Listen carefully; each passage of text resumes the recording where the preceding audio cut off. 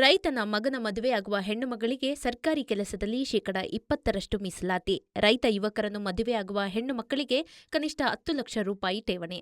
ವನ್ಯಜೀವಿಗಳಿಂದ ಮೃತಪಟ್ಟವರ ಕುಟುಂಬಕ್ಕೆ 50 ಲಕ್ಷ ರೂಪಾಯಿ ಪರಿಹಾರ ಮತ್ತು ಕಾಯಂ ಉದ್ಯೋಗ. ಪಂಜಾಬ್ ಮಾದರಿಯಲ್ಲಿ ರಾಜ್ಯಾದ್ಯಂತ ಟೋಲ್ ಬಂದ್ ಸೇರಿ ವಿವಿಧ ಬೇಡಿಕೆಗಳನ್ನು ಮುಂದಿನ ಬಜೆಟ್ನಲ್ಲಿ ಘೋಷಿಸುವಂತೆ ಮನವಿ ಮಾಡಿದ್ದಾರೆ.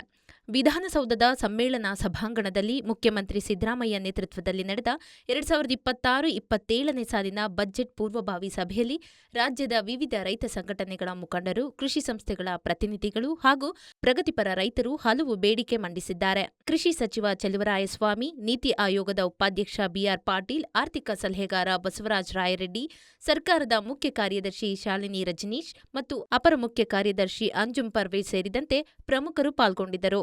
ಸಭೆಯ ಬಳಿಕ ಸುದ್ದಿಗಾರರೊಂದಿಗೆ ಮಾತನಾಡಿದ ರೈತ ಮುಖಂಡ ಕುರುಬೂರು ಶಾಂತಕುಮಾರ್, ಕರ್ನಾಟಕ ರಾಜ್ಯ ರೈತರ ಆತ್ಮಹತ್ಯೆಯಲ್ಲಿ 2ನೇ ಸ್ಥಾನದಲ್ಲಿದೆ. ಆತ್ಮಹತ್ಯೆ ತಡೆಗಟ್ಟುವ ಕ್ರಮ ಆಗಬೇಕು.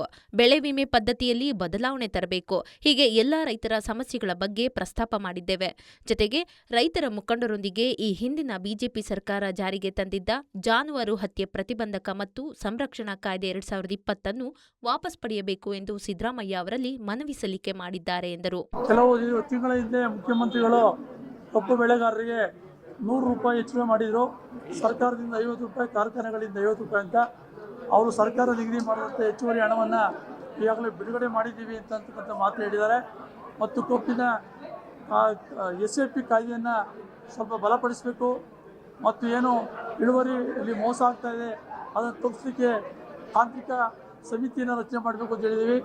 ಕರ್ನಾಟಕ ರಾಜ್ಯದಲ್ಲೇ ಆತ್ಮಹತ್ಯೆ ಇಡೀ ದೇಶದಲ್ಲಿ 2ನೇ ಸ್ಥಾನ ಪಡೆದಿದೆ. ಇದನ್ನು ತಡೆಗಟ್ಟಲಿಕ್ಕೆ ಬೇಕಾದಂಥ ಕ್ರಮಗಳನ್ನ ಕೈಗೊಳ್ಳಬೇಕು ಅಂತ ಹೇಳಿದ್ದೀವಿ. ಮತ್ತು ಈಗೇನು ಈ ಬೆಳೆ ವಿಮೆ ಪದ್ಧತಿಯಲ್ಲಿ ಬದಲಾವಣೆ ತರಬೇಕು ಅಂತಕ್ಕಂಥ ವಿಚಾರ ಹೇಳಿದ್ದೀವಿ. ಹೀಗೆ ಎಲ್ಲ ರೈತ ಮುಖಂಡರು ಹಲವಾರು ವಿಚಾರಗಳನ್ನ ಪ್ರಸ್ತಾಪ ಮಾಡಿದ್ದೇವೆ. ಅವರು ಬಜೆಟ್ನಲ್ಲಿ ಏನು ಮಂಡನೆ ಮಾಡ್ತಾರೆ ಕಾದು ನೋಡ್ತೀವಿ. ರೈತ ಮುಖಂಡ ಬಡಗಲಪುರ ನಾಗೇಂದ್ರ, ಈ ವರ್ಷದ ಬಜೆಟ್ನಲ್ಲಿ ಸಣ್ಣ ನೀರಾವರಿಗೆ ಒತ್ತು ಕೊಡಬೇಕು. ನೇರವಾಗಿ ರೈತರಿಗೆ ತಲುಪುವಂತೆ PDA ವ್ಯವಸ್ಥೆ ಜಾರಿಗೊಳಿಸಬೇಕು. ಹೀಗೆ ಸುಮಾರು 20-25 ಅಂಶಗಳನ್ನು ಮುಖ್ಯಮಂತ್ರಿಯವರ ಮುಂದೆ ಹೇಳಿದ್ದೇವೆ. ಈ ಸಾಲಿನ ಬಜೆಟ್ ಕೃಷಿಕರ ಪರವಾಗಿರಬೇಕು ಎಂದು ಒತ್ತಾಯ ಮಾಡಿದ್ದೇವೆ.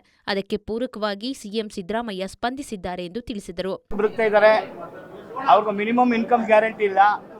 ಕೃಷಿಕರ ಕೇಂದ್ರಿತವಾದಂಥ ಅವ್ರ ಮೇಲೆತ್ತೋ ಕೆಲಸ ಮಾಡಬೇಕು ಅಂತ ನಾವು ಎಲ್ಲರೂ ರೈತ ಸಂಘಟನೆಗಳು ಒತ್ತಾಯ ಮಾಡಿದ್ದೀವಿ.